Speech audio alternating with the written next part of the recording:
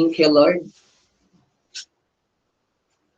Ano ginawa ko na kagabi pero hindi ko pala inedit. Napakahusay. Thank you, Jesus. Ayan, so i-share ko pa rin sa inyo. Kahit hindi na po siya naka-presentation. Thank you, Lord. So, ayan, siguro po yung naririnig nyo sa aking background ay napakalakas pa rin po ng ulan dito sa amin. Ayan, so praise the Lord. So, ayan. Hindi ko po alam kung makikita po ninyo. Mukhang maliit yata. Pero alam ko po ay naisusum po yan sa inyong mga screen. Ano po? So, maisusum nyo po yan so that mas makita nyo po siya ng malinaw. Maisusum nyo po yan. Ganun nyo lang po yung screen ninyo. Ano po? So, ayan. So, let's talk about people of God, the accuracy of prophecy. Ano po? So, sa gabing ito, pag-aralan po natin yung accuracy of prophecy. Ano po? So, let us learn. Hallelujah. Ayan na. Nag-message na naman ng MDRRMC. Ang lakas. Hallelujah. Pasensya na po sa abala. Hallelujah. So, masyado po silang updated today. Ano po, sa isang buong maghapon ay naka-4 o 3 na yata. Ano po, praise Jesus.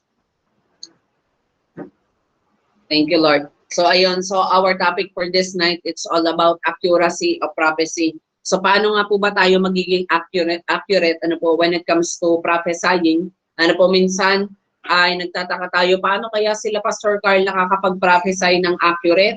Paano kaya sila nakakapag-speak ng accurate, ano po, when it comes to prophetic? Ano po, at may mga ilang bagay po ako na nais na i-share po sa inyo upang kayo rin po ay matutunan po ninyo paano po magiging accurate yung prophetic sa inyo pong buhay.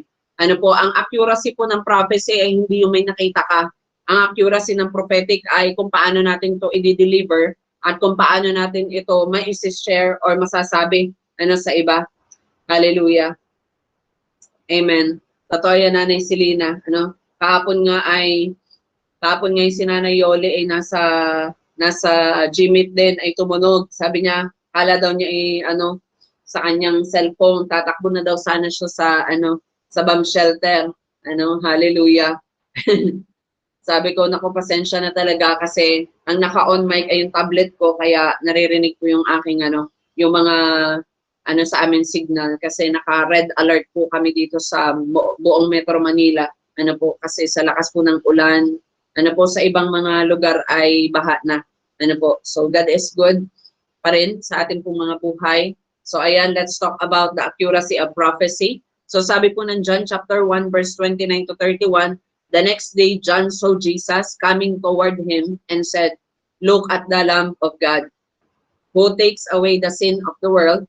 This is one I meant when I said, a man who comes after me has surpasses me because he was before me. I myself did not know him, but the reason I come baptizing with water was that he might be revealed to Israel." Ano po, so ito pong ginagawa po ng Panginoon or yung ginawa po ni Jesus doon sa pagpapabaptize niya ay para daw po ma-reveal yung mangyayari or ma-reveal po yung dapat maganap doon sa Israel. Ano po, kasi noong mga time po na ito, sabi dito, ay nung nagbabautismo po si Juan, nakita niya daw po si Jesus at sabi niya, "Look, the Lamb of God." Ano? So sinabi niya na sa mga tao na yung prophetic word na si Jesus Christ is the Lamb of God. Ano po? At sabi dito, siya po ang nag-aalis or mag-aalis ng kasalanan ng mundong ito. At sabi dito, this is one I meant when I said, a man who comes after me has surpassed me because he was before me. Ano po? So dito, sinabi po ni John the Baptist, ano po, yung prophetic word na sinabi niya before doon sa mga tao na hindi siguro na intindihan ng ibang mga tao.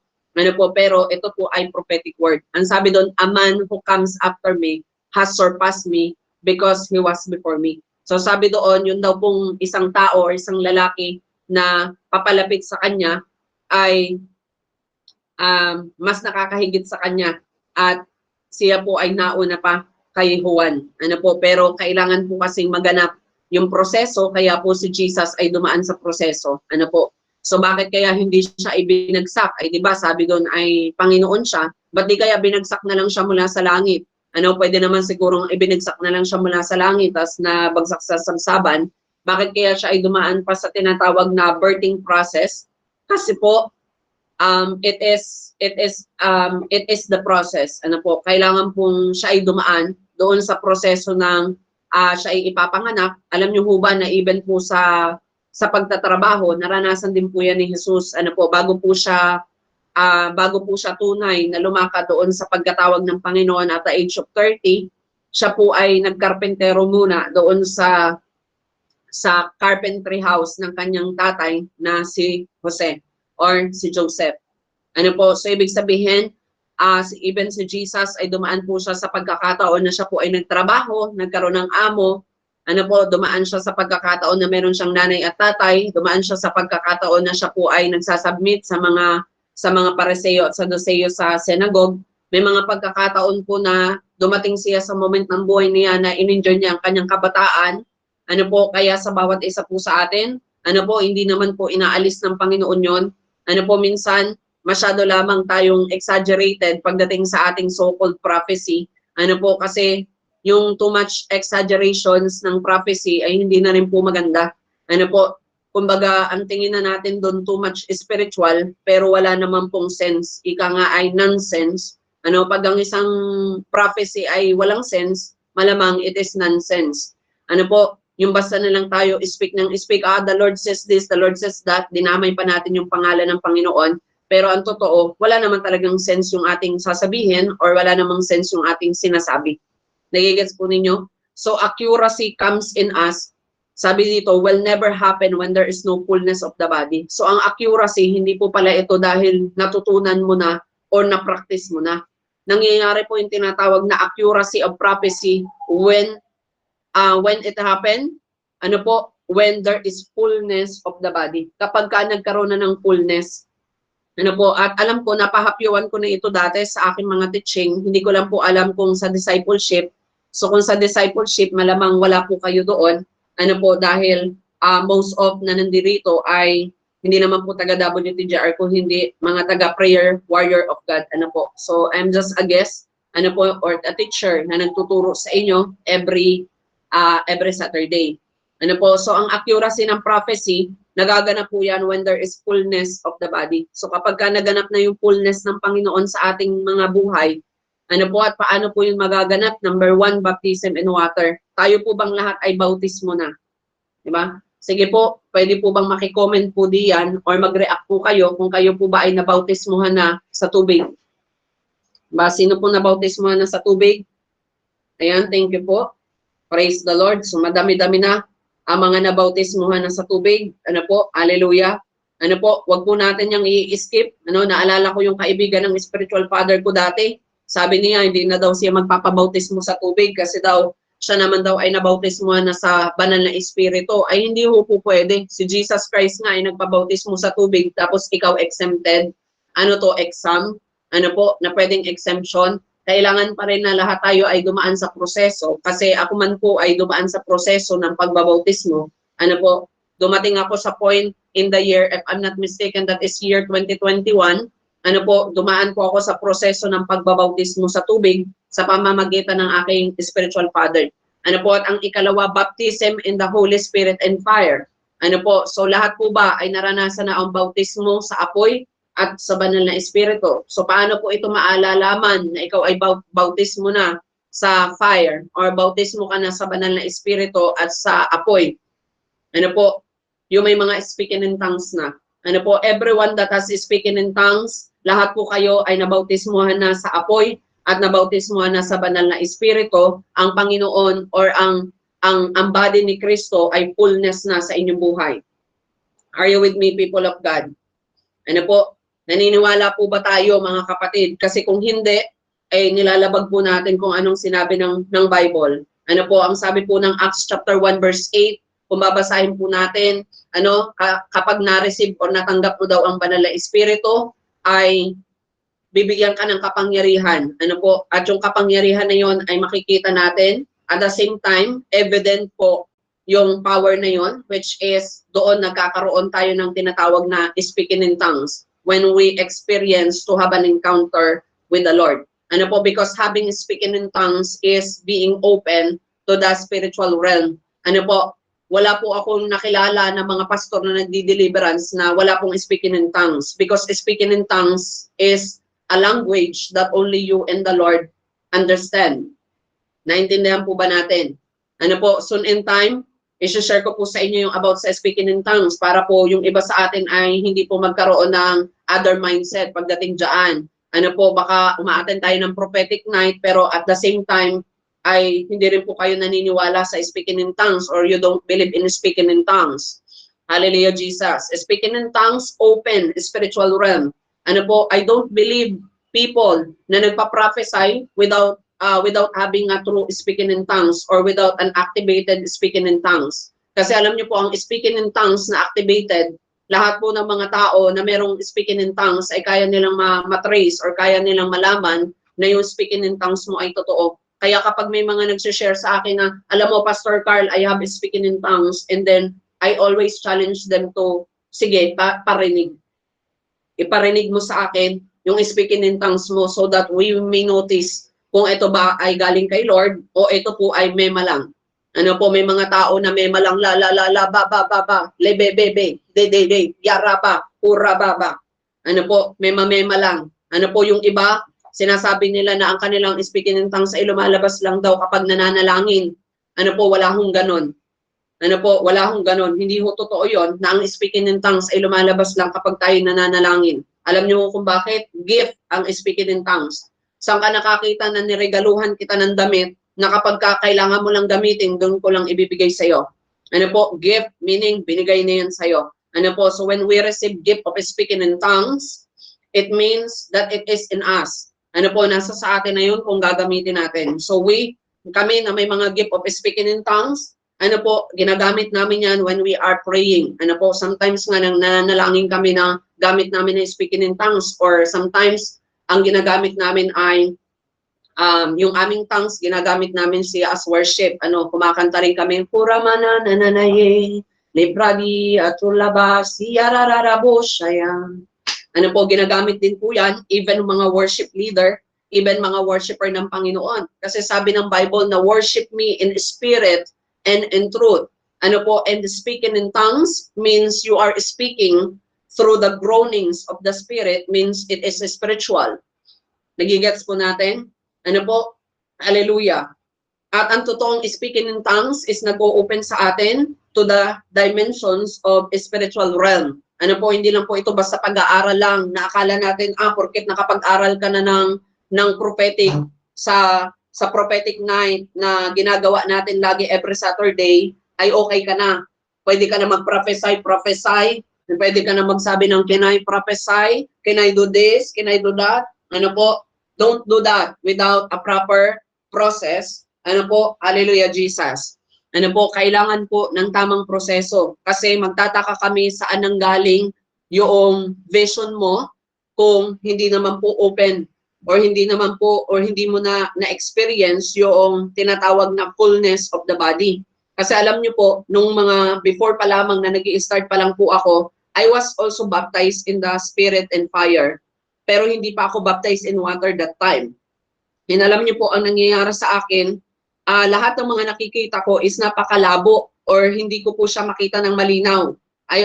Parang I was always in the dark. Ano mo, sabi ng aking spiritual father, sabi niya sa akin, Dave, kapag ikaw ay nabautismuhan sa tubig, magkakaroon na ng fullness of the Holy Spirit. Kasi ang paliwanag niya or explanation niya, when we are baptized in water, half of the Spirit is activated in us. So kailangan natin ng baptism of fire para sa fullness. Ngayon kung ikaw ay nabaptize na in spirit, may speaking in tongues ka na, may speaking in tongues ka na, nabaptize ka na in water, nagkaroon ka na ng tinatawag na Pentecost encounter, tapos baptism in water, ay wala ka pa, half of the Spirit pa rin yung available sa'yo. But if you receive these two, doon pa lang nagkakaroon ng tinatawag na fullness of the Spirit or fullness of the Holy Spirit in us. Ibig sabihin, tinanggap na natin ang banal na Espiritu ng buong buo ayon sa kung paano siya tinanggap ni Jesus. Ano po?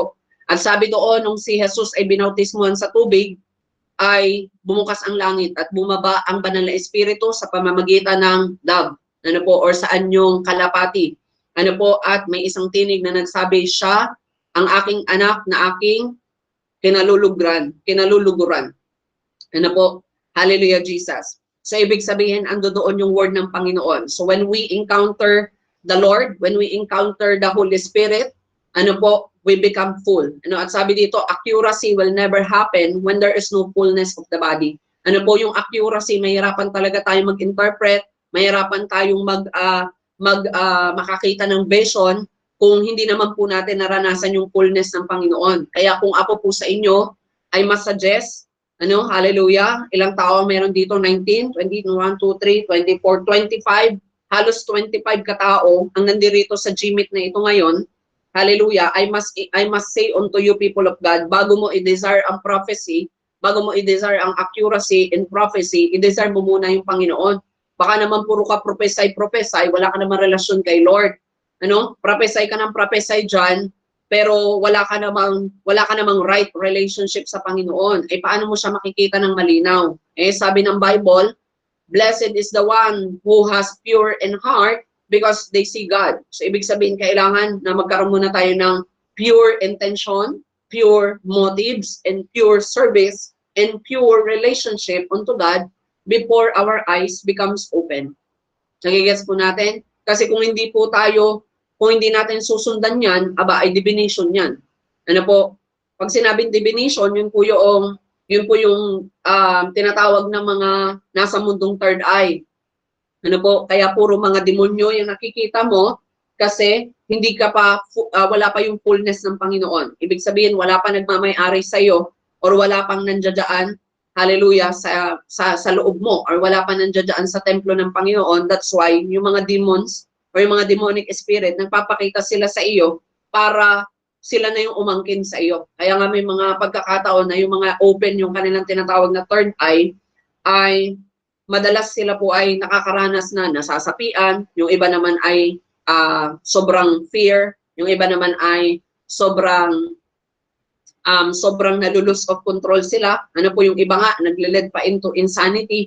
Ano, alam niyo yung insanity, yung parang nababaliw na sila kasi hindi na nila kayang i-take yung kanila nakikita. I was remember my first encounter with the person na ang ginawa po niya, siya ay Christian, pero siya po ay nagpabukas ng spiritual eye. Kasi daw po, gusto niya daw po na magamit siya ng Panginoon, minadali niya. Hindi po niya dinaanan yung proseso. Ang ginawa niya, pinabuksan niya yung kanyang spiritual eye sa mga manggagamot. Ano po, alam niyo ang nangyari sa kanya, para siyang nababaliw. Ano po, hindi lang siya para nababaliw, talagang nabaliw po siya. Ano po, at alam niyo, pumupunta yun sa tindahan namin or sa Dunkin' Donuts that time, ang tawag po doon si Japan. Ano po, kasi ang dami niya mga sinasabi. Ano po, tapos may mga pagkakataon na nagkaroon kami ng moments na papauwi na po ako noon, hindi ko alam na siya ay nandun sa madilim na lugar doon sa may Vista Mall.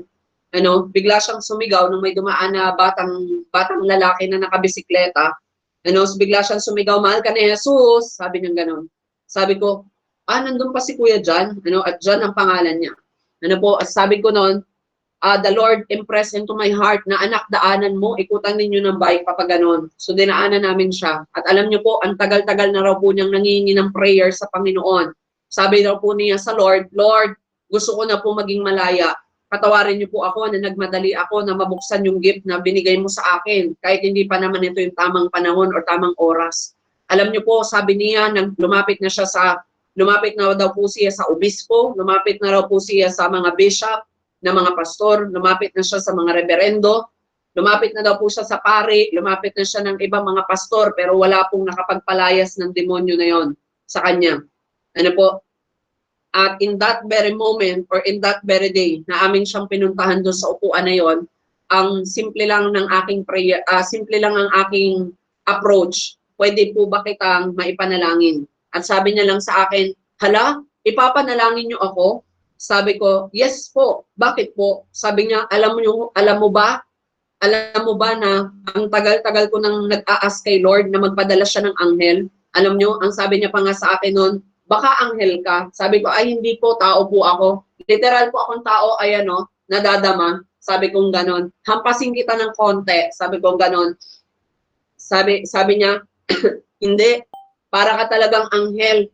na nagkatawang tao. Sabi niya, para ka talagang anghel na nagkatawang tao kasi the way na parang nagsasalita ka pa lamang, parang kilalang kilala mo na ako. Eh hindi mo naman ako kilala, di ba?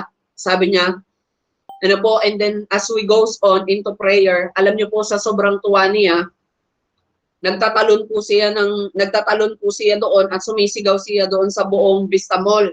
Ano, to the point kami nagtitingin na kami ng gwardiya kasi ikaw ba naman nandoon ka sa madilim na area.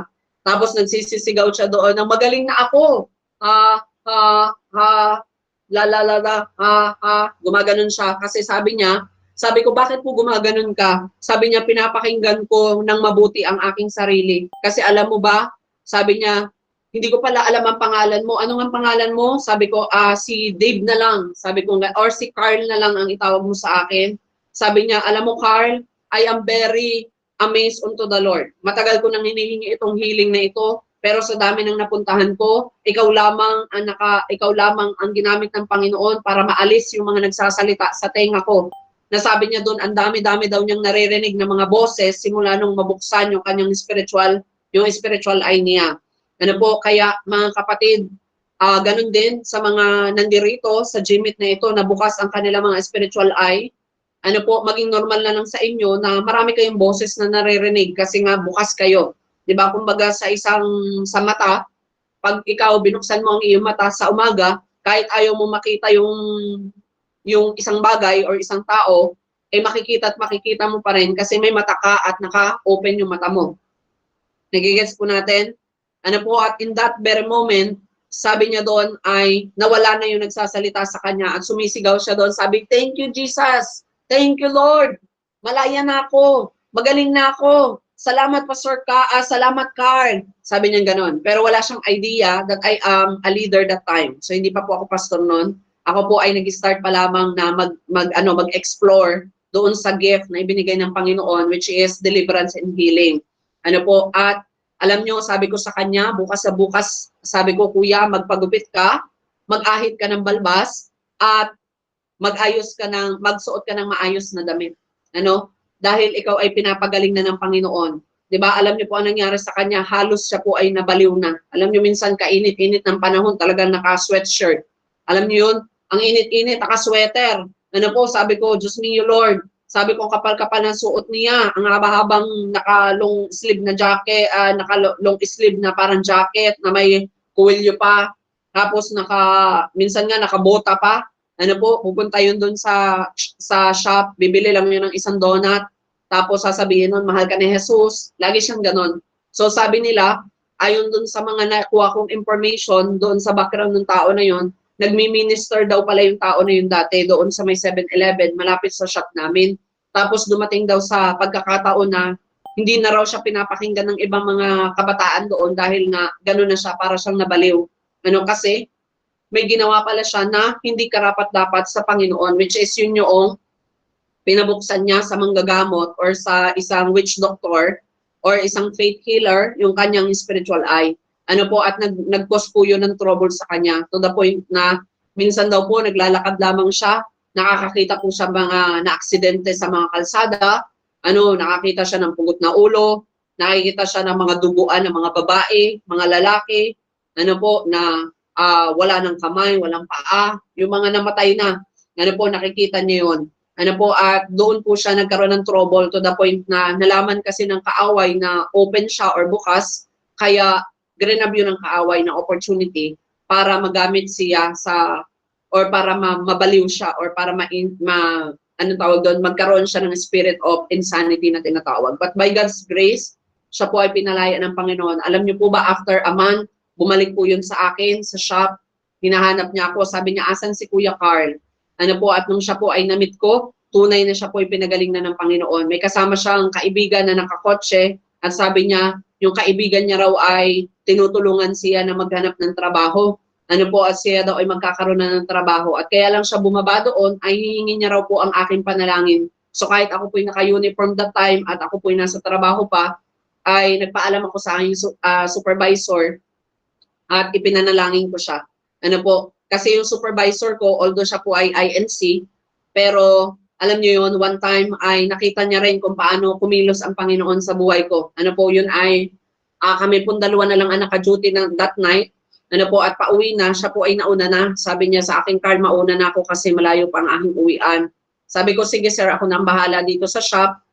Secure naman na yung ating pera and everything. Maglilinis na lang naman ako. So, yun na lang ang gagawin ko, sir.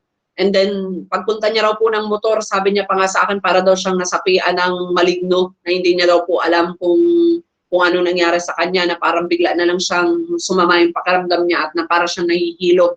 Ano po, at hindi niya raw po kayang maitayo yung kanyang motor. Kaya ang ginawa niya, bumalik siya. Pinilit niya po kahit nangihina yung kanyang katawan, bumalik siya sa shop at nangingi po siya ng prayer. Ano po, at pag uwi niya, ay itinestify niya sa akin na grabe yung prayer mo, Carl. Sabi niya ganon. Na-amaze ako sa ginagawa mo ngayon, ipagpatuloy mo yan. Ano, hanggang sa nahawa ko na siya, INC yun pero nahawa ko na siya na ang patugtog namin ay worship song. Kapag kami ang naka-duty, walang ibang tugtog doon kung hindi worship song. Ano po, kaya ang tawag doon sa akin dati ng mga pumupunta, the Dunkin Church. Ano po, para daw kasi yung church, yung itsura, tapos siya ay Dunkin Donuts. Kaya ang tawag nila doon is the Dunkin Church. Ano po. So, tinatawag nila yung the Dunkin Church kasi daw, pagka naka-duty na ako, alam nilang ako yung naka-duty kasi pagpasok mo pa lang daw, ay peaceful yung pakiramdam at the same time daw ay tumutunog daw yung worship. Sabi pa nga nung iba naming customer na kapag ka daw sila ay nagagalit at pumasok daw sila sa aming shop ay nakakalimutan daw nilang sila'y galit kasi nakakatakot magkasala kasi pagpasok mo pa lamang ay para kang pumasok daw ng heaven. Ano po, at yun po ang isang way kung paano po ako nag-share ng word ng Panginoon before. Ano po, so as we continue, sabi po dito, the main assignment of the word is to introduce Jesus and Jesus to introduce the Holy Spirit in us.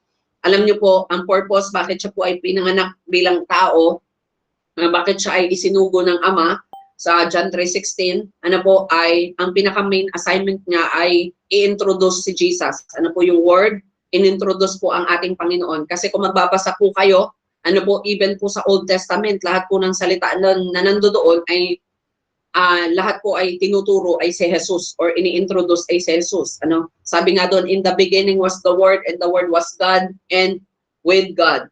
Ano po, para kanino po yon? Ang tinutukoy pa rin po doon ay si Jesus. Ano po, even in Genesis, even onto other part of the Bible, lagi pong ang turo niya ay patungo kay Jesus. Ano? Kaya sabi nga po ni Jesus na yung mga Pariseo daw at mga Saduceo ay masyado daw po sila nag-lean on doon sa kanilang understanding pagdating sa aklat. Ano, pero hindi nila alam na behind this Bible ay meron pa pong mas mahalaga. Yun po ay yung relasyon sa Kanya. Yun po ay yung relasyon sa Panginoon. Kaya pansin niyo, kahit na po ang isang tao minsan ay basa ng Biblia, yun nga po yung sinasabi ko, ikaw nga basa ng Biblia, pero bakit di mo nagagawa yung kaya naming gawin? Or bakit hindi mo nagagawa yung nagagawa namin? Basa ka nga ng basa ng Biblia, panalangin ka nga ng panalangin, prophesy ka nga ng prophesy, declare ka ng declare. Pero bakit hindi mo kaya magawa yung nagagawa namin? Ano po ay sabi ng Bible, if you believe these signs, wonders, and miracles shall follow. Sa lahat ng mga naniniwala. So ibig sabihin, yung power na nakikita nyo na nagmamanifest or yung kapangyarihan ng Panginoon na nakikita nyo sa akin na may mga pagkakataon na i-share ko, yung mga conferences na pinuntahan ko, yung mga GMIT and everything, ano po ay nagiging way yun para malaman ninyo na nandoon na yung fullness ng Panginoon sa buhay ko. Ano po, nandoon na po yung accuracy ng ipinapagawa ng Panginoon because it is all happen. Na-introduce na si Holy Spirit at sabi doon, pag tinanggap natin ang banal na Espiritu, ay magkakaroon tayo ng kapangyarihan. Ano po, at yung kapangyarihan yun ay ibinigay ng Panginoon or an authority to cast out demons. Hallelujah, Jesus. Thank you, Lord. Ano po, so sabi po dito, that is the main assignment of the Word of God. Ang main assignment ng Word of God ay ipakilala sa atin si Jesus. At nung ating makilala si Jesus, ipinakilala niya naman ang banal na Espiritu, which is siya po ang nangako sa ating mga tao na sa kanyang pagbabalik doon sa kanang trono ng Diyos Ama, ay iiwanan niya yung banal na Espiritu na siyang magtuturo sa atin ng lahat ng bagay. Nagigets po natin? Ano sabi ng Ephesians chapter 1 verse 13, and you also, hallelujah, and you also were included in Christ when you heard the message of truth, the gospel of your salvation, when you believe you were marked in Him with seal, the promised Holy Spirit. Ano po? At yung banal na Espiritu, yun po ang selyo natin. So, ibig sabihin, kung ikay nabaptize na in water, dapat po ay meron ding selyo. Ano po? Nabaptize ka na in water, ibig sabihin, ikaw po ay nalinis na, pero kapag ikaw ay walang selyo, hindi ka pa rin tatanggapin doon sa langit. Ano po? Dahil po, kailangan makompleto yung requirements na ibinigay ng Panginoon. Ano po? Yun ay ang mabaptize tayo in water at mabaptize tayo sa pamamagitan ng banal na Espiritu at ng apoy. Hallelujah, Jesus. Are you with me, people of God? Are you guys learning tonight? Hallelujah. So sabi po dito na binibigyan tayo ng selyo at ang banal na Espiritu po ay selyo natin. Ano po? At kung tayo po ay may selyo na, di ba, pansinin niyo po sa mga pulis, ang tawag po doon sa seal na yon ay tsapa. Ano, kung ikaw po ay may tsapa na, ano po, ibig sabihin, meron ka ng authority na nanggaling doon sa heaven. Alam niyo po, nung time na, may time po na dumating, hallelujah, Jesus, thank you, Lord. No, kuya, may sabaw doon. Meeting mo na lang. Ano, so dumating po yung time, ano po, na binigyan po ako ng Panginoon ng pangitain, ano, which is an accurate vision in dreams, ano po, na binigyan niya po ako ng authority. Ano po, inilapit ko po ito sa aking spiritual father, ano po, at sinunod ko yung instruction na binigay ng Panginoon, which is, sabi niya doon, is mag-fasting ako for 1 whole day, and then afterwards at 3 p.m., ano po, ay inirelease ng Panginoon yung anointing sa buhay ko. Doon na po yung start na nagkaroon po ako ng first moment of deliverance, first moment of prophecy, first moment of walking in the road of Jesus. Ano po, at sabi ko nga, kung anak tayo ni Kristo, hindi lang dapat tayo magaling gumawa, hindi lang tayo dapat magaling magsalita, kundi tayo po ay living gospel. Tayo po ay buhay na salita ng Panginoon or living testimony of what God has done into our lives. Nagigets po ninyo mga kapatid, ang banal na Espiritu ay selyo natin. At ang speaking in tongues, ano po, it is very important unto us kasi kung ikaw ay may selyo na, di ba? Pansinin niyo po sa mga pulis, di ba, meron yung mga code Bravo 1, Alpha 1, di ba, Alpha 2, di ba, mga ganyan, mga Bravo, di ba? Hallelujah. So, ibig sabihin, yun yung kanilang team or yun yung kanilang selyo ay nakadepende doon. Ano po? Hallelujah, Jesus. So, ang tawag po doon ay selyo. Ano po? At ganoon din ang speaking in tongues. May kanya-kanya din po siyang, area. Ano po? At kung tayo po ay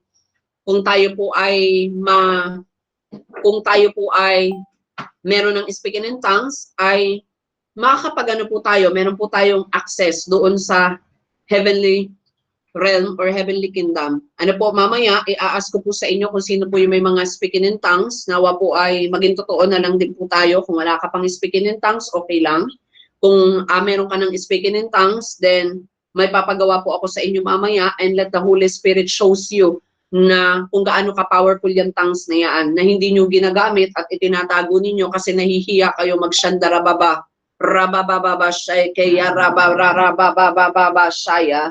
Kasi bakit? Napapagkamalan tayong baliw o kaya naman ay lasing or wala na sa wisyo. Ano po? Hallelujah. Normal po yan. So number 1, hallelujah, accuracy of prophecy. Number 1 is reading the word of God. Nagiging accurate ang isang prophetic kapag tayo po ay babad sa salita ng Panginoon. Ano po? At nandoon yung word of God. Ano po? Yun nga yung sinasabi ko sa inyo, may mga so-called prophetic na magsasabi sa inyo na kapag nanaginip ka ika ng ahas, ay ano yun, pangit na pangitain or bad omen na tinatawag. Pero mali ho kayo. Kung ang titingnan ho natin ay word of God, sinabi po doon na may dalawang ibig sabihin or may dalawang meaning ang snake. Ano, sinabi doon yung serpent, hallelujah, which is venomous, makamandag. Sinabi doon na it is like the devil. Pero sinabi doon din ng Bible na be wise like a serpent. Ano po? So, ibig sabihin, ginamit siya na kategory ng Panginoon. Pareho. So, ibig sabihin, may kailangan tayong i-observe doon sa vision o kaya ay doon sa panaginip. Kaya nga ko po, kapag kami nagkukwento sa akin ng panaginip, sabi ko nga ay, pag magkukwento naman kayo ng panaginip, yung panaginip nyo lang, wag nyo na i-explain. merong mga magkukwento ng panaginip kasama na explanation. Ano pa explain namin sa inyo? In-explain mo na. Ano po? Hallelujah. Ano po, yung iba naman, nakakakita sila ng lion. Ano po, at sa pamamagitan po ng pagbabasa ng salita ng Diyos, ay malalaman po natin ang ibig sabihin ng lion. Sometimes it is the enemy, and sometimes it is the lion of the tribe of Judah. Depends upon the situation in the vision or in the dreams. So now po ay natuto kayo. Ano po, so kaya importante po ang pagbabasa ng Biblia or pagbabasa ng kanyang salita. Hallelujah. Ano po, may mga, naalala ko last time na pag-usapan natin na may mga tao dito na nananaginip sila na sila po ay nakakakita ng word ni Lord. Halimbawa sa panaginip nila, may kausap sila na hindi nila nakikita at sinabi doon, Matthew 6:33. Tapos nung tinignan mo, seek first ye the kingdom of God and His righteousness and all things shall be added unto you. Ano po ang next na po noon natin gagawin? Alamin kung para kanino yung sinasabi ng Panginoon. Kasi hindi naman porket pinakita sa iyo ang vision ay laging sa iyo yan. Ano po, may mga visions na ipinapakita sa atin, hindi yan para sa atin, kundi para sa ibang tao. Hallelujah. Are you with me, people of God? So reading the Word of God is very important. Being prophetic is also being aligned with the Word of God. Ano po, marami po tayong ma-encounter ng mga prophets na sinasabi nila, we need to be aligned to the Word of God. At totoo po yun. Ano, paano mo po ma-interpret ang isang panaginip or ang isang vision ng tama kung hindi po tayo naka-align sa salita ng Panginoon. So, ibig sabihin, interpret mo lang siya base sa emosyon mo or interpret mo lang siya base sa kung ano lang yung understanding mo. Ano po, pero ano po ba ang sinabi ng Biblia or ano po ba ang sinabi ng Word of God? Diba, naalala ko nung nag-scroll ako last time, meron ako nakita na meron pong posting na sabi daw ng Panginoon ay magdroga siya. Ano? Hallelujah. Ano po, naalala ko may nag-post noon eh, sabi daw ng Panginoon sa kanya, siya po ay gumamit ng droga. Ayun. Sabi ko nga ay, hindi niya na-discern or wala siyang discerning, discerning sight. Hallelujah, Jesus. Wala siyang discerning sight, ano po, na malaman na hindi naman po yun ang Panginoon kasi ang sinabi ng Bible, ang ating pong Diyos ay hindi po Diyos ng mga drug lord. Ang Diyos po natin ay Diyos ng mercy, Diyos ng grasya, at Diyos na nagbabago ng buhay, hindi magdadala sa iyo sa pagiging addict. Nagigets po natin? Are you with me, people of God? So dapat ay may understanding tayo. Doon palang ligwak na eh. Sinong Panginoon yan? Magsasabi sa iyo na ano, na magdroga ka. Ano? O kaya naman minsan sasabihin natin, sinabi ng Panginoon, umalis na ako sa church na yan. Ano po, pero case-to-case basis po yun. Ano po, hindi po porket may narinig ka sa isip mo na umalis ka na sa church na yan, ay galit ka lang pala or nagtatampo ka lang pala, umalis ka nga. Ano po, so nakabase ka na sa feelings. Ano po, pero yun po ba ang sinabi ng Panginoon? Diba? Hallelujah, Jesus.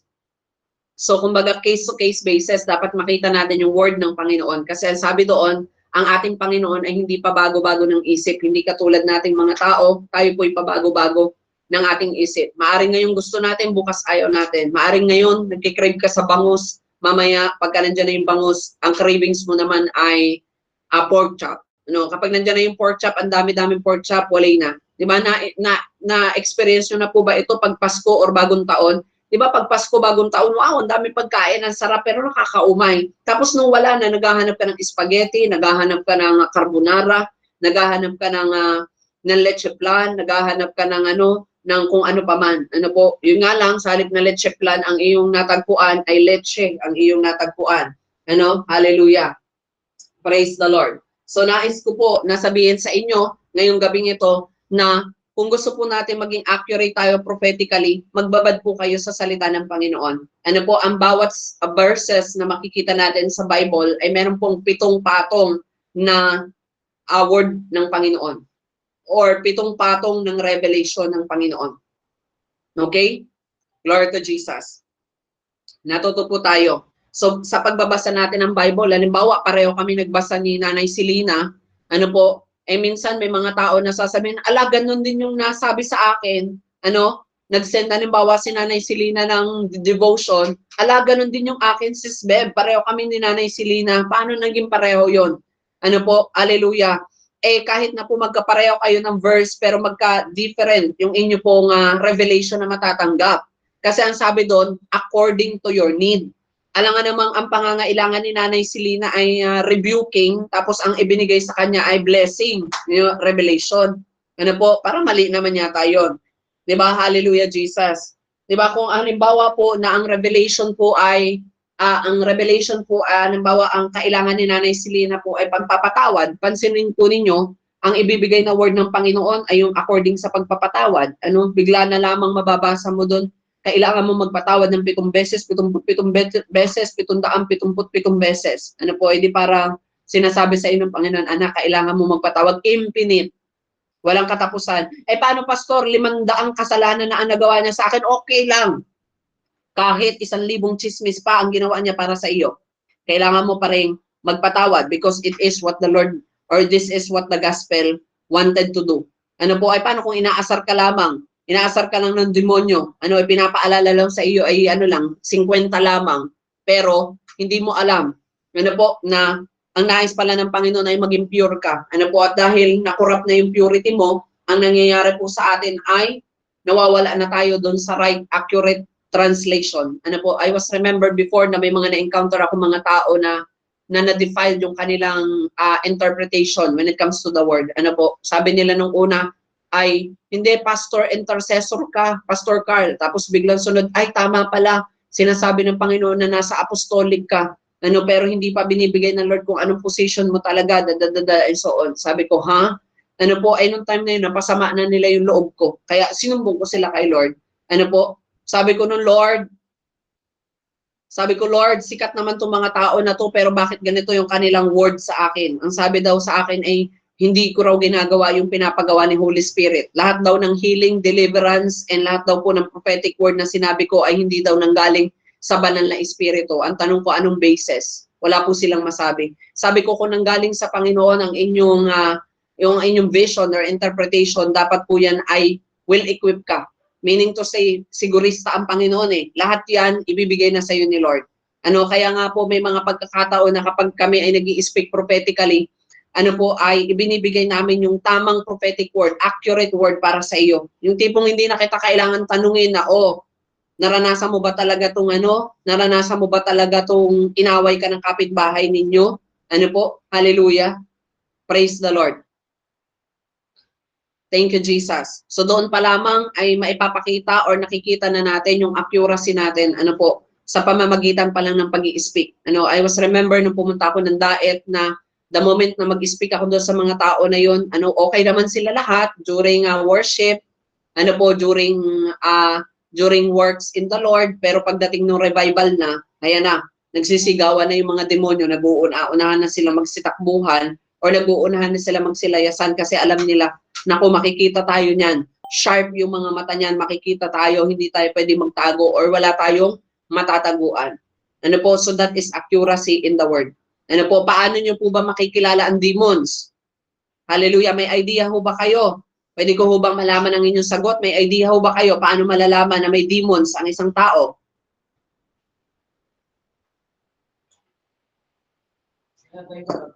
Pastor, na panaginipan ko. Pastor, na vision ko. Baka vision yan. Ano po, para malaman mo ang demons na nandiyan dyan, hindi dahil nakita mo. Malalaman mo na may demons sa isang tao because of their action. Ano po, because it will never be hidden. At madediscern mo rin yun sa way na kung paano sila magsalita. Naka-encounter po ako niyan nung ako po ay leader pa lamang. Nag-aaral pa lang ako nun sa Bible School year 2021, if I'm not mistaken. May isa kaming member dati na pumunta sa bahay namin. Ang sabi niya, alam mo, ang talas-talas mong tumingin. Nakita niyo po yon. So sinabi doon ang demons or ang mga dark forces ay cunning. Ano po, sila po ay deceive. Ano po, sila po ay mga mapanlin lang na mga nilalang. Hallelujah. Ano po, kaya sabi niya ay nag-aano sila, dinideceive nila yung mga tao na para silang angel of lights. Ano po, hallelujah. Kaya noong mga time na yun, meron siyang nakausap. Ano po, at ang nangyari po noon is doon ko po na-notice na itong tao na to ay may demons. Ano, kasi ang sabi niya sa akin, alam mo, Pastor Carl, ang talas-talas mong tumingin. Sabi ko, ang talas-talas, bakit mo naman nasabi? Sabi niya, basta ang talas mong tumingin. So, ibig sabihin, hindi ko nakausap yung tao na yun. Nagkukunwari na lang siya na siya yung tao na yun. Ano, kasi kilala naman talaga niya ako. Kasi sinabi niya doon, Kuya Dave. Ano po, pero iba na yung action ng tao na yun. Ano po, iba na yung wordings ng tao na yun. At sabi doon sa word na yun, ang talas-talas. So bigla akong kinausap yung isang leader, sabi ko meron akong ibang nasisense. Ano, at sabi niya pa that day, nung siya daw po ay pumasok sa bahay namin para daw po siyang nilalagnat. Ano po, pero pag lumalabas daw siya sa bahay namin, hindi naman na daw siya nilalagnat. Ano po, pag pumasok na naman daw siya, sobrang init daw niya, at kapag lumabas siya ay parang nawawala or nare-relieve siya. So sabi niya sa akin, Pastor Car, bibili muna ako dun sa PCS. Ano po, at talagang siya ay hindi po nag-stay sa aming loob ng bahay. Alam niyo po, in that particular moment, dumating yung aking spiritual father and shinare ko sa kanya yung aking diagnosis. Ano po, kasi siya nga po yung nagle-lead ng deliverance ministry. Sabi ko, ito yung diagnosis ko sa tao na yan. Sabi kong ganun. And then, alam niyo po anong nangyari? That time, nahuli na may demons doon sa babaeng yon. Ano kaya pala niya sinabing ang talas-talas mong tumingin? Ba't hindi niya sinabing, alam mo, ang ano mo, grabe ka makatitig, ano? So kasi may mga ganun tayong moment eh, 'di ba? Alam niyo po ang demons hindi po 'yung nakakatingin sa mata sa mata. Ano po kaya nga sabi ng Bible na mata sa mata, ipin sa ipin, ilong sa ilong, tenga sa tenga. Ano po kasi hindi po 'yung kayang gawin ng demonyo. Kaya niya lang daragan ka, kaya niya lang na magkunwari, kaya niya lamang na linlangin ka, pero hindi niya kayang dalhin, ano? Or hindi niya kayang, hallelujah Jesus, ano po, thank you Lord, yun na wala yung sasabihin ko.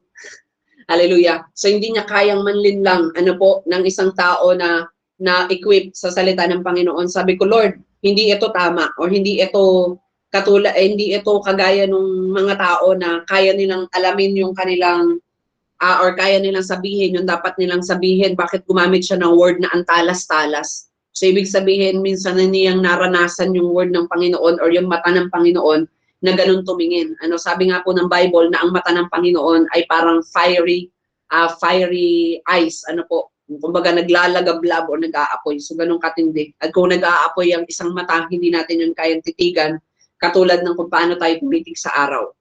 Hallelujah. Are you guys learning tonight? Natuto po kayo? Praise the Lord. So nawa po yung natuto kayo. So reading the word, being prophetic is also being aligned in the word of the Lord. So doon po tayo kukuha ng mga word ng Panginoon or ng interpretation. Halimbawa, may pinakita sa iyo na kulay purple. Ano po, pagka po kayo nagbabasa po ng Bible, ang purple, ang ibig sabihin po ay royalty. Ano po, so ibig sabihin ay royalty. Yun po ay nakalagay doon sa tabernacle before. Meron siyang ilang kulay. Ano po, parang 4, 5, or 6 atang kulay. Ano po, na merong puti, na ang ibig sabihin ay perfection. Meron pong kulay, meron pong kulay purple, na ang ibig sabihin ay royalty. Blue, na ang ibig sabihin ay heaven or Holy Spirit power. Ano po, yun po ay may kanya-kanyang respective colors. Ano po, at may ibig sabihin, yung lahat ng kulay na yun, according to the Bible, kung bakit siya ipinalagay doon sa front ng tabernacle. So sabi ng Psalms 119 verse 130, the unfolding of your word gives light. It gives understanding to the simple. Ano po, kapag may pinapakita sa ating vision, hindi siya crucial. Ano po, pag may pinakita sa ating vision, ay inaayos natin ito na maintindihan nila kapag ating i-deliver. Ano po, minsan, natatawa na lamang ako kapag alam mo yun, malalaman niyo po kung ano yung grace na ibinigay ng Lord sa WTJR. Ano po, sila yung mga prophet before, kinakailangan nila ng collaboration, ano bang tawag doon, connection. Ano, kapag tinatanong sila, am I saying right? Diba? Prophesy, gaganon pa sila. Pero sa WTJR, iba yung anointing na nagpo-flow sa ating mga blood, mga kapatid. Ano po, yung nagpo-flow sa ating blood na anointing ay kakaiba. Ano po, sapagkat yung anointing na ibinigay sa atin ng Panginoon, it will unfolds the light. Ano po, nagbibigay ito ng liwanag at nagbibigay ito ng understanding doon sa iba. Hindi yung kapag may nakita tayo, kapag may nakikita tayo ay ano na lang, basta-basta na lang natin sasabihin. Ano po, neto mga nagdaang mga araw, nabanggit ko nga po sa inyo na minsan kapag nakakita ka ng patay sa panaginip mo, ay hindi naman literal na patay yun. Ano po, depende sa kung ano, ang conviction ng Panginoon na inilagay sa puso mo. Ano, merong nakita mo doon ay patay kasi sa harapan ng Panginoon, siya po ay tegi bumbum na or siya po ay patay. Hallelujah. So are you with me, people of God? So nawa po andyan pa kayo. No? So ang prophetic, ito raw po ay nag-unfold ng word. Ano po at nagbibigay ng liwanag. So ang prophecy, nag-unfold po yan ng mga mystery. Ano po kaya nga 'di ba? Kapag ka may mga nananaginip sa atin, pinapa-interpret natin because it unfolds mystery. Ano po at ito lang po ang masasabi ko sa inyo, huwag kayong basta-basta kung kani-kanino nagpapa-interpret. Humana po kayo ng mga talagang lehitimo na workers ng Panginoon para mag-interpret ng inyong mga visions. Ano po? Hallelujah, Jesus. Kasi kapag ka hindi po legit yung inyong napuntahan na mag-interpret, ay yari ka. Ano po? Praise the Lord. Naalala ko dati na may vision sa amin ng pagse-separate ng church. Ano po? So yung sinabi doon sa vision daw po ay may 200 at sa gitna po doon ay may building, may pader na napapatas or nagagawa na mabilis ang pagkakagawa. Kasi po, minadali na ng Panginoon yung aking pag-alis doon sa ministry ko dati. Ano? Eh wala na tayong magagawa. Sabi ng Panginoon, I leave that place. Hallelujah, Jesus. Ano po? So nawa po ay naintindihan ninyo at nawa po ay nagets po ninyo. Ano po, na ang prophecy, it unfolds, ano po, the word, ano po, nag-unfold siya ng salita ng Panginoon at yung salita ng Panginoon na yun tayo, prophetic, ano po, prophetic counseling. Di ba, nagugulat na lamang sila. Naalala ko nung unang pumunta pa lamang sa ministry si Kuya Brian, na sabi ko, Kuya Brian, do you experience abuse? Kasi what I saw in the realm of the spirit is the capital A, B, U, S, E. Ano po, dahil siya po ay in-unfold sa akin ni Lord, nabigyan ako ng liwanag, nabigyan ako ng understanding, ay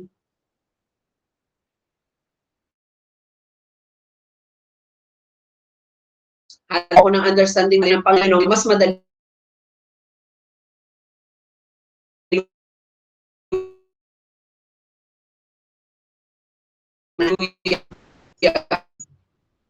Hallelujah. So meron po ba kayong natutunan? Siya, natulog na yata ang mga person. And nawa po ay meron kayong natutunan.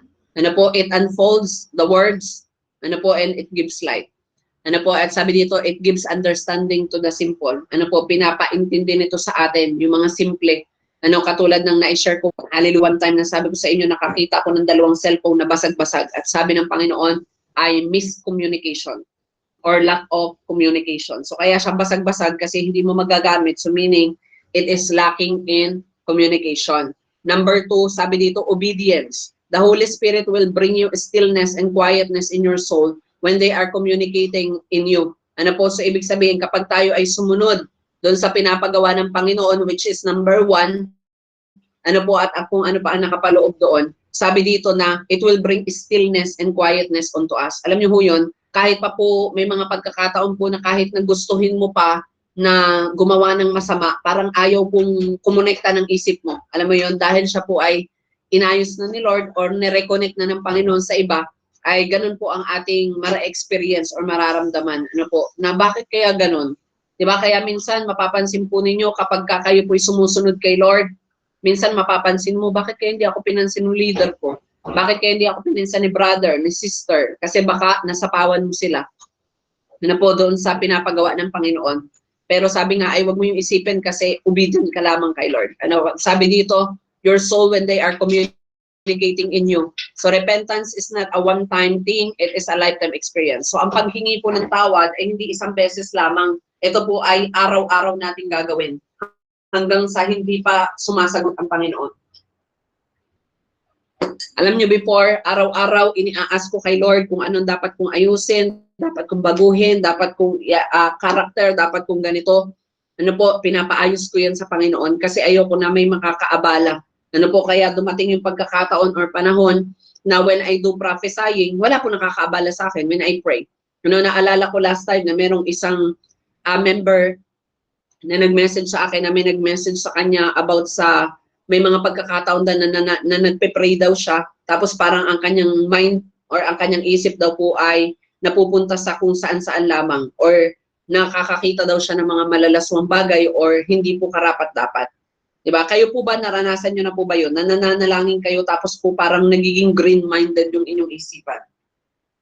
Naranasan nyo na po ba yun?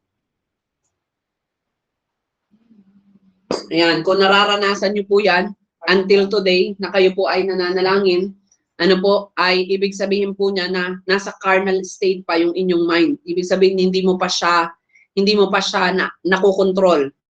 Ano po, at kailangan mong gawin ay ihingi mo pa ng patawad o ihingi mo ng kapatawaran, alamin mo yung rules kung bakit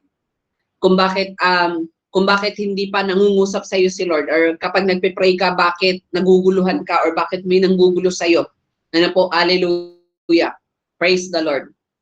Di ba po, praise Jesus. Parang like for example kagabi, while I am praying, ano po, bigla na lamang parang kumakalabog yung pintuan namin. As in, pintuan talaga namin. At napatigil pa nga ako ng bahagya. Sabi ko, parang may nagbubukas ng pintuan namin. Pero nung sinilip ko sa bintana, wala naman tao doon. Ano po, pero parang may nagbubukas ng aming pintuan. Sabi kong ganun. But I do believe it is in the realm of the spirit. Kasi may kasama naman po ako dito, yung aking anak. Ano po, yung aking border dito. Hallelujah. Sabi ko, bakit hindi niya naririnig? Samantalang naririnig ko nga. At saka, hindi pa naman siya tulog nung mga time na yun na ako'y nagpipray. Kasi nakikita ko na papatulog pa lamang siya kasi gumagalaw-galaw pa siya. Hallelujah, Jesus. Ano po, at sabi ko, bakit ganun? Ba't hindi niya naririnig na may kumakalambog na dun sa pintuan? Ano po, or kumakalabog yung pintuan? Which is normal po yan sa akin. Kasi dati pa man, nung ako po ay nagsisimula pa lamang, nararanasan ko nga po yan na nag-aano ako, nananalangin ako. May katabi ko lang mismo yung natutulog Diba, nananalangin ako, nasa likod ko yung natutulog.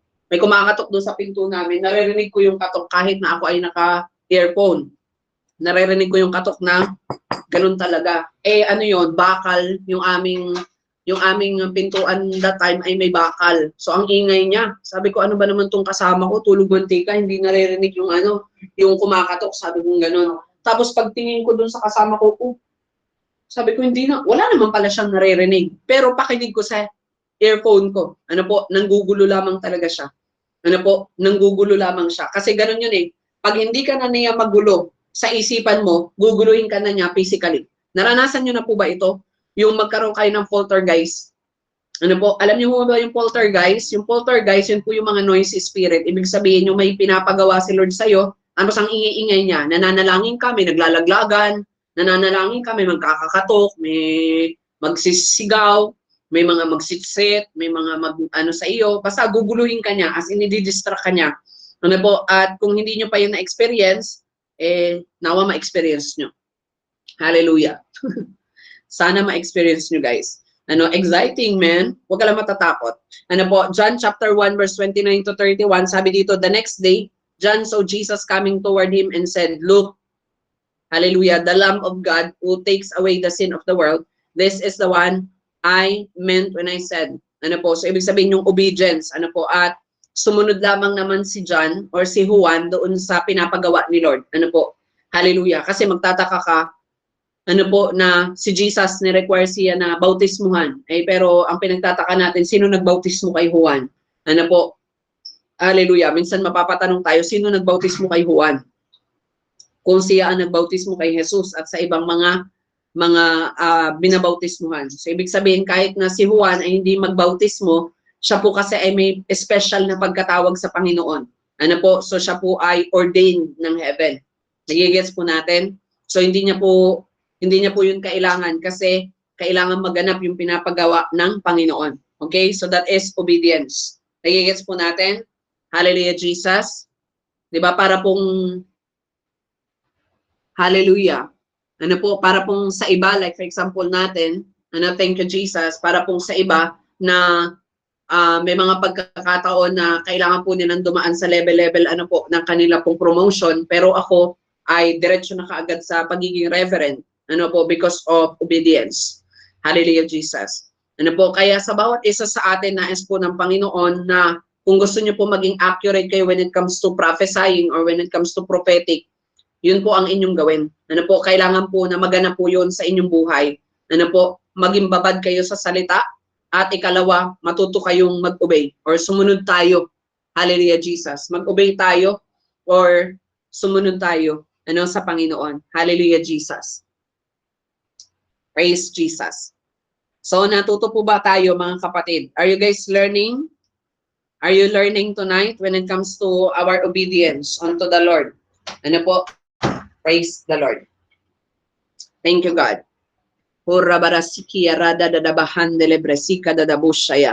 number 3 is awareness. Ano po? Kailangan po ay tayo po ay aware. Ano po? So, for you to be able to be accurate, you need to be aware. Ano po? Wala pong naging accurate sa prophecy na hindi aware. Kasi sabi ko nga sa inyo, may mga prophetic words sa atin ng Panginoon na kailangang aware ka kung ano ang nais niyang sabihin. Like for example, sa panaginip mo ay may color blue, sa panaginip mo ay nasa isa kang abandonadong bahay, or alam mo ba or hindi mo alam na bahay yun. Ano po kung saang bahay yun. So, dapat aware ka sa paligid mo. Ano po? So, ibig sabihin, pagka nasa accurate na tayo or nandun na tayo sa realm of prophetic, hallelujah, alam nyo ho ba na meron na tayong awareness? Naranasan nyo na ho ba na kayo po'y nananaginip, pero sa panaginip mo, alam mong nasa panaginip ka? Para magulo, no? Diba? Naranasan nyo na po ba yon, mga kapatid? Do you experience na ikaw po'y nananaginip, pero sa panaginip mo, alam mong nasa panaginip ka? Okay, hindi. Nanaginip ako, di ba nanaginip ako? Hallelujah. So kung naranasan na po natin ito, ibig sabihin meron kang tinatawag na awareness. Or naranasan nyo na po ba na sa panaginip mo, nagkukuman ka sa demons, come out in Jesus' name. In Jesus' name, move out. Ano mo yun? Naranasan nyo na po ba, ibig sabihin meron kang awareness. Aware ka. Aware ka sa kung ano yung realm na nandoon ka. Ano po, double dreams. Ayan, totoo po yan. Merong mga ganon. Yung ano mo, nagising ka na, pero hindi ka pa pala gising. Hallelujah. Ang tawag po doon ay deep REM. Ano po? Deep REM ang tawag po doon. Malalim na panaginip. Deep REM. Pero aware ka or may tinatawag kang awareness. Ano po? At saka pagdating po sa dreams, meron po munang inaano dyan eh. Meron po munang dinidil ang Panginoon sa mga dreamer. Hallelujah. Kasi bago po ako nag-start na magkaroon ng prophetic dream, naranasan ko muna po na 3 beses, 4 na beses po sa isang araw ay nai-sleeping paralysis po ako. So sino po naka-experience po nito bago po magkaroon ng accurate prophetic dream? Na naranasan po muna nila bago matanggap yung revelation kay Lord, na kapagdigmaan muna sila kay kamatayan kasi parang feeling nyo mamamatay na kayo dahil ilang beses ka nang na sleeping paralysis. Hallelujah. Ano po? So yun po ay normal. Ano po? Kailangan mo pong huwag kang matakot. Ano po? Kailangan maging aware ka na even in your dreams, hindi ka dapat matakot. Kasi alam nyo po, nung na-conquer ko yung fear of death, doon sa aking panaginip, doon ako nag-start na makakita ng mga totoong panaginip or mga totoong pangitain. Ano po? So doon ako naging aware. Mas naging aware ako sa aking panaginip. Nasabi ko nga sa inyo, binalik nga ako doon sa panahon pa yata ni Kopong-Kopong na may mga nakakrimona, at sabi ko, bakit ako nandito sa panahong ito? Kailan ba ito? So pero ang ginawa lang pala ni Lord, kaya pala ako nandun, ang nais niyang sabihin ay ito ay nakaraang pangyayari, or ibig sabihin ito ay nakaraan na or past na, nangyari na. Ano po, yung pinakita niya sa akin ay nakaraang pangyayari na sa buhay ng tao na yon. Okay? So meron tayong awareness. At sabi dito, always come back to Jesus every time you fall instead of going away. So yung pagiging aware natin, yun po yung awareness natin na kapag tayo ay nagkakamali, automatic bumabalik tayo kay Lord, hindi lumalayo. Ano po, yung mga tao na kapag nagkamali ay automatic wala na sa ministry, automatic lumalayo sa ministry, sila po yung mga taong unaware. Ano po, at when it comes naman sa prophetic, yung mga tao po may awareness ay very aware po sila sa kung ano yung nakikita nila. Ano, sabi ko nga, kapag nakakakita po kayo ng vision o kaya ng dreams, lagi po may instruction ng Panginoon. Yan din yung tinuturo ko kay Nanay Grace. Ano, sila Nanay Grace ngayon, they are moving prophetically. Ano po, at legit yung mga prophetic word nila. Hallelujah, Jesus. Ano po, kasi natutuwa ako na may mga naturuan ako or na-sharean, ano po, na ngayon po ay nag-walk na sila in prophetic. Pero tingnan nyo naman, nandito pa rin yung mga yan because they are very uhaw sila when it comes to prophecy, kahit na nagagawa naman na nila yon. Ano, sabi nga nila, they are very thankful unto the Lord na nakilala nila ako kasi naipaintindi or napaliwanag ko sa kanila kung ano yung totoong essence noong prophetic. Ano po kasi marami po kasi ang nagsasabing tuturuan ko kayo ng prophetic pero yung accuracy hindi nila maituro. Kasi kailangan natin ng awareness. Maging vigilant ka sa panaginip mo. Ano po ba ang nais ni Lord? Kasi may mga tanong yan na sinasagot eh. 'Di ba? Pag nanaginip ka, para kanino ba yan? Sa iyo o sa ibang tao? Hindi mo pwedeng sabihin, ay hindi Pastor Carl, wait lang, tatanungin ko muna. Hindi. Nakita mo na eh. Sa panaginip mo, dapat alam mo na kaagad kung yan ay sa'yo o hindi. Kasi sa panaginip natin, sino naman po dito yung nakaranas na siya po ay nasa loob ng ibang katawan? Sino po nakaranas noon? Nananaginip kayo, tapos nasa loob ka ng ibang katawan? Wala pa nakaka-experience? So, ibig sabihin, wala pa sa inyo nakaka-access ng ganong realm? Hallelujah, Jesus. Na habang nananaginip ka, nasa katawan ka ng ibang tao at alam mong hindi yun ang katawan mo, aware ka. Meaning, gising ang iyong diwa na ikaw ay nasa loob ng hindi mo katawan. Hallelujah. Ano po? Yung iba po, nakaranas na po ba kayo ng nakikita mo naman yung sarili mo dyan na para kang nasa wall? Yung iba naman ay para kang nasa isang upuan or para kang multo, doon sa panaginip na yon. Kasi may pinapakita sa iyong situation ng Panginoon. Sino po naka-experience naman na po ng gano'n? So that is a normal thing when it comes to dreams. Hallelujah. At yun po yung kailangang aware tayo. Kaya pag minsan ay hinahanap ko yung mga details na yan kapag may mga nagkukwento ng panaginip. Pero usually, bibihira po yung mga tao na naririnig kong ganyan. Yung napaka-aware nila when it comes to dreams. Kasi ako, very aware ako. Kapag nagkukwento ako, ito kasi yung point of view ko. Kapag nag-i-interpret din ako ng dreams na sinabi sa akin or i-share sa akin, ay tinitignan ko. Halimbawa, si Ate Kelly, nag-share sa akin ng panaginip. Habang nagkukwento siya, tinitingnan ko siya or ina-access ko siya in the realm of the spirit. Kung totoo ba ito or meron ba siyang sense o nonsense. Kaya minsan, may mga pagkakataon na kapag may nagkukwento sa akin, nalalaman ko kung ito ay desire, nalalaman ko kung ito ay totoo or hindi naman, or mema-mema lang. Because it is seen in the realm of the spirit. Nakikita po yan doon. Kaya wag na tayo maglinlang or wag na tayo magmema-mema na nakakapag-prophesy ka, pero hindi naman siya nakikita. Nagigets po natin? Even sa may mga vision po dito, kahit pa po kayo magkwento sa akin na nakakatakot, ang sasabihin ko lang sa iyo, talaga ba? Di ba? Hallelujah. Because we can see. Kaya naming makita or kaya naming malaman yun.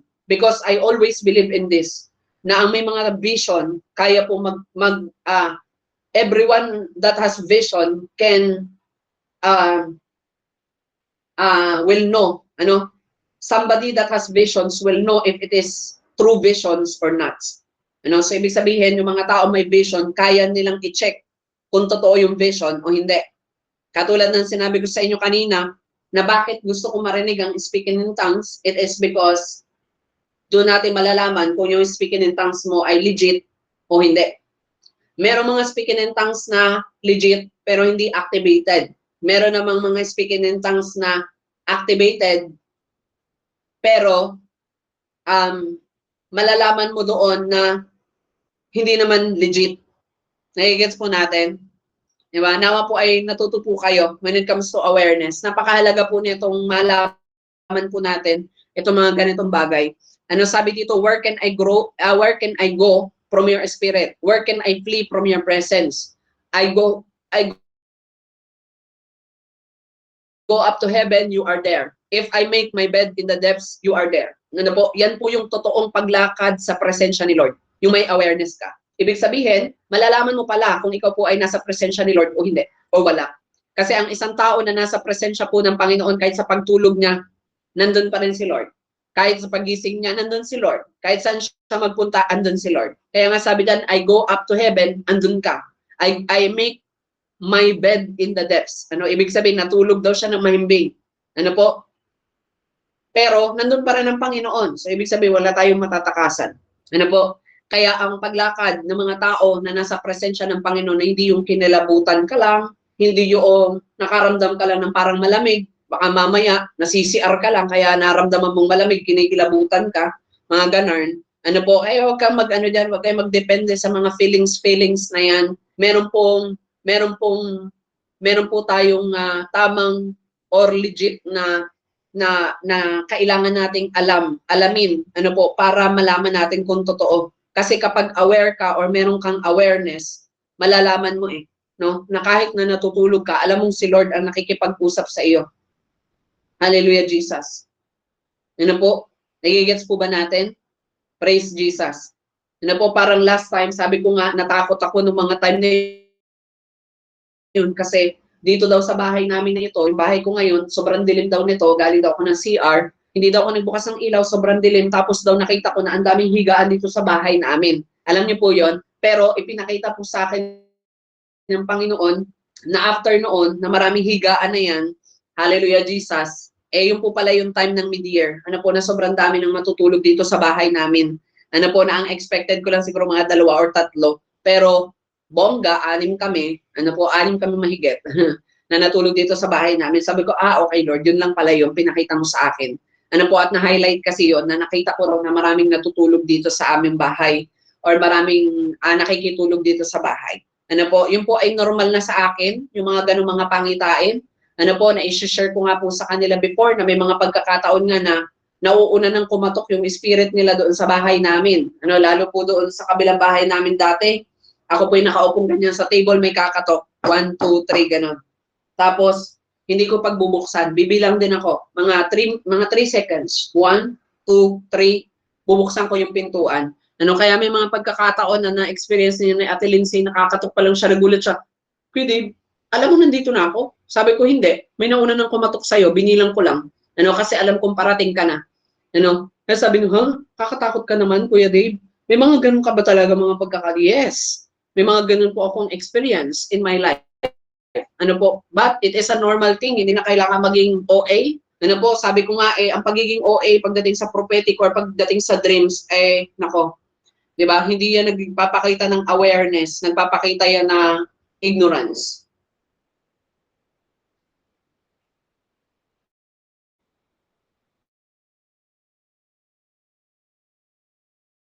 Or sa mga pangyayari. I was remember, meron pang isang pagkakataon na iningatan ako ng Panginoon sa pamamagitan ng prophecy. So I hear a voice in my spirit. Sabi niya nun sa akin, pasakay ako nun ng jeep, sabi niya nun, anak, huwag kang magse-cellphone. Alam mo yung kating-kati na yung kamay ko kasi gusto ko na mag-cellphone, pero I choose to obey God. I choose to have obedience with the Lord. Basta sabi niya lang, huwag ako magse-cellphone hanggat hindi niya sinasabi. Sabi ko, sige Lord. Alam niyo yun, nanggaling po kasi ako nun sa isang revival conference. Ano po, sumakay ako sa may yung kalinisan sa Pote Kabila yun, di ba? Ayun, sa Pote Kabila, sa may Jollibee Kalinisan. Ano po, so sumakay ako doon ng jeep kasi may biyahe ng Alabang doon na dumadaan ng Sapote or Bacoor. Hallelujah. So pagdaan doon, so sabi ko, okay, na-ride na yung jeep, naman. Pagdating namin ng CAA, which is sa may Las Piñas, CAA Las Piñas, alam niyo po, nagulat na lamang po ako na 3 tao simula sa akin, na-snatch po yung cellphone niya as in ginanon po doon sa bintana ng jeep. Tapos alam niyo po, ang nasigaw ko lang, in Jesus name. Ano po, tapos lahat sila sa akin nakatingin. Tapos parang ako'y napahiya, gumano na lang ako doon sa may kay Kuyang driver. Kasi napahiya ako kasi sa akin na lahat sila nakatingin. Tapos hindi ko alam kung nagulat ba yung babae kasi wala rin po siyang reaction. Tapos parang okay lang, cellphone lang yan. Pero yung cellphone niya ang ganda. Parang tingin ko iPhone pa yun Pero parang sa kanya wala lang. Alam mo lang na sabi niya, napabuntong hininga lang. Tapos siguro pati siya na stuttered siya doon sa pagsigaw ko na, in Jesus name, sabi ko gano'n. Yung cellphone, sabi ko lang gano'n. Yung cellphone, ano, tapos doon ko na-realize, sabi ng Panginoon sa akin, anak, pwede ka na mag-cellphone ngayon. Sabi ko, Lord, hindi na. Hindi na muna. Mamaya na pagdating ko na lang sa bahay, nakakatakot. At yun po yung purpose ng ating prophetic. Ang isang taong prophetic aware yan. Ang isang taong prophetic aware yan, hindi lang sa paligid niya, hindi lang aware sa mga nakakasalamuhan niya, aware po yan sa mga taong nagpupunta sa kanila. Hallelujah, Jesus. So, alam niyo mga kapatid, may mga pagkakataon na maaaring yung iba sa atin ay hindi maniniwala. Pero I am not here to to make you believe. Ano po, it is a testimony of Jesus. Alam niyo po ba na may mga pagkakataon po sa buhay ko na mag-e-enter pa lang yung mga tao dito sa bahay namin ay naiintindihan or kilala ko na sila or meron na akong idea about sa buhay nila. Hindi ko man sila kilala sa pangalan, hindi ko man sila kilala sa ibang bagay, pero may idea na ako, makita ko pa lang sila or makita ko pa lang ang kanilang mga mata, ay may idea na ako sa kanila. No, I was remember nung pumunta kami kay Jane. Ang unang impression niya sa akin, oo nga, Pastor Carl, totoo pala yung sinasabi mo, nakakatakot ka palang tumingin. Ano sabi ko, ha? Nakakatakot tumingin. Diba? Tapos nagtatawanan kami nila Ninang Dana. Nagaganunan pa nga kami ni Ninang Dana sa mata. Sabi ko, Ninang Dana, nakakatakot ba akong tumingin? Sabi, hindi naman po pa.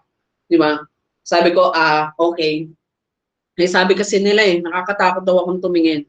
Sabi ko, siguro pag may mga spirit ganyan, nakakatakot talaga. Kasi pag alam mong lingkod ng Panginoon, Diyos mio, patay. Tayo dito, get out tayo dito. Pag ito ay nagsalita. Kaya yung iba nagatago-tago na yung mga spirit pagka mga ganyan. Hallelujah Jesus. So ang tawag doon ay awareness. Kaya may mga pagkakataon na may nag-share sa akin na pumunta doon sa bahay, nung pinuntahan namin yung bahay nila Nanay Christy.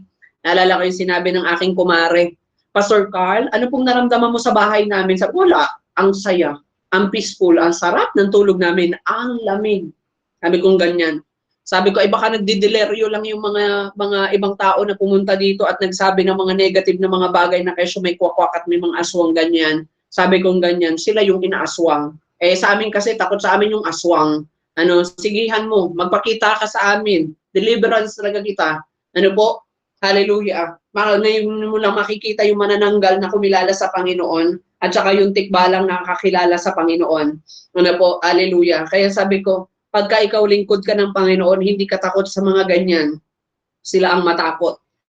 Naalala ko nung lumipat kami doon sa bahay namin doon sa Puro 4. Hallelujah. Sabi ng mga nandun, alam mo ba, meron din yung nagpapakita. Sabi ko, oy, wala na yun. Na-cast out ko na. Ikaw ba naman, pinag-pray ko na tapos nilagyan ko na ng oil. Yung buong bahay. Pero totoo po yun. Kasi nakita po yun nung asawa ng aking kapatid. Kami po ay natutulog nun. Tapos ako po ay may sakit that time. Ako po ay nilalagnat. Sobrang lagnat na lagnat po ako that time. At sabi niya sa panaginip niya, nakita niya daw yung angel na kasama ko. Nakita niya yung angel ko na nananalangin. Sabi niya pa nga, Kuya Dave, may katabi ka na nakakulay puti. Kung paano ka humiga, ganun din siyang humiga. At kung paano ka mag-pray, ganun din siya mag-pray. Naka-angel seat, sabi niya. At sabi niya, kaya ang ginawa niya daw, nanalangin siya. Pero nakita niya daw po yung parang si Sadakong babae, na galit na galit. Galit na galit daw yon doon sa katabi ko na nagpe-pray. So alam niyo mga kapatid, habang tayo po ay natutulog, alam niyo po ba sa spiritual realm, yung ating po mga angel, sila po ay nagbabantay sa atin. Kaya alam niyo mga kapatid, you need to be aware na kapag tayo po ay nakikipag-fellowship, nakikipag-gatherings, tayo po ay nagbababad sa salita ng Panginoon, nananalangin tayo, gumagawa tayo ng para kay Lord. Alam niyo ba na pinapatatag nito yung mga anghel natin? Kasi sila po yung inassign ni Lord para protektahan tayo day and night and day. Nagigets po ninyo? Kaya kapag ikaw mapanalangin, o kaya naman, halimbawa, Sis Beb ay nagmamaneho, tapos nilat siya ng Panginoon na mag-speak in tongues, rebebebe, siya lalala, busut, yadadadabahan, delebresi, kadadabahaya. Ibig sabihin, yung angel natin, or yung Holy Spirit na nasa sa atin ay nagsisignal sa atin na merong nakaambang panganib na malapit sa atin or nasa paligid natin.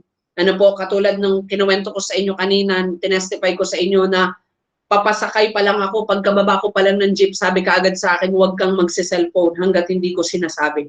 So sinunod ko lang yun at yun nga ang nangyari. May na-snatch na cellphone that time. Sabi ko, Amen. Praise God. Hallelujah. So glory to God. Naalala ko before, nung kami naman na yung nagja-jogging ni Kuya Yo, namuntik na rin ma-snatch itong cellphone na ginagamit ko ngayong isa. Hallelujah. Alam niyo po yun, hindi ko po alam kung ano pong nangyari sa akin para po akong sinaniba ng brilyante ng lupa that time. Na alam niyo, wala po akong gas-gas, pero ay, grabe talaga. Na-tumbler naman po yung humarang sa amin at gusto mag-snatch ng aking cellphone. Ang cellphone ko yung nagtilapin-tilapon na, pero by God's grace, hindi naman ito nabasag. At ang nasa mind ko, alam niyo po ang sinabi doon, ingatan mo ang pinagkatiwala ni Lord. Kaya sabi ko, hindi pwedeng maagaw niyo yung cellphone. Ginanon ko. Nakaw ng tumbler. Hallelujah. Ayun, ang narinig ko lang ay tanging tingin. Yun lang yung narinig ko. Sabi ko, bang tigas ng ulo niya. Talaga naman yung tingin-tingin lang yung narinig ko. Sabi kong ganun. Pero alam niyo yung pinaka-the best ay yung protection ng Panginoon sa aming that time. Ang sabi ko nga, grabe naman. Ano? Sabi ko nung time na yun, nag-aya pa kasi nun si Ate Lindsay at saka si Kuya Justin sa amin na magja-jogging kami. Eh, hindi sila sumama, pero tumuloy kami. Ano po, at parang may something na nagsabi sa amin na pumunta kami sa lugar na yun. Pero, nung pagpunta namin doon, gano'n naman. Ano po, hindi pa kami nakakalayo. Actually, hahablutin na yung cellphone ko nung dalawang kabataan na nasa likod ko. Pero because of we have awareness as well, ay nanotice ko po agad. Kasi pag gano'n ang cellphone ko, ay, may tao. Sabi kong gano'n, ang ginagawa nito? Tapos biglang yung mind ko, parang nag-speak siya kaagad ng, alam mo yun, gusto nilang nakawin yung cellphone or gusto nilang snatch yung cellphone. So by God's grace, alam niyo po, sila pa yung tumakbo. Hindi namin alam kung bakit po sila tumakbo, pero hindi na talaga nila inilaban. Ano? So hindi ko rin alam kung may dala ba silang hindi ko rin alam kung may dala ba silang patalim that time or whatsoever. Pero alam niyo po yun, wala na ho akong pakialam. Basta ang alam ko lamang po noon is si Lord ang aming protector that time. At doon ko po nakita na yung sabi ng Panginoon na even in the valley of the shadows of death, you will fear, or I will fear no evil, kasi wala kang dapat katakutan sapagkat ang ating Panginoon ang siya mag-iingat sa atin. Ano po, even po yung pagpunta-punta ko po sa Mayapi, sa Bacoor area, talaga mga squatter area po yung aming napupuntahan doon. Alam po yan ng mga nakasama ko na talagang minsan ay nakakatakot. Nung one time nga, sabi nga ni Kuya Jomar, nung one time na napunta kami doon, sabi niya ay muntik na daw siyang saksakin nung lasing na nandun sa may gilid damang. Di ba? Parang mga ganun. So, ganun po katindi yung aming pinupuntahan. Pero sabi ko nga, by God's grace, yung pag-iingat po ng Panginoon at yung protection niya ay nandun sa aming mga buhay. Sabi ko nga ay walang maaano sa atin kahit na isa sapagkat tayo ay pinag-iingatan ng ating Panginoon. Hallelujah, Jesus. So tayo po ba ay natuto? Kailangan po natin magbabad sa salita ng Panginoon. Patuloy nating i-obey, maliit man o malaking command ng Panginoon. Ikatlo, maging aware po tayo. So let us pray. Hallelujah, Jesus. Thank you, Lord. Thank you, Jesus. So tayo po ay manalangin, mga kapatid. And let the Lord will be done sa ating pong mga buhay. Ano po ang nais niyang gawin ngayong gabing ito? Let the Holy Spirit overflow in each and every one of us right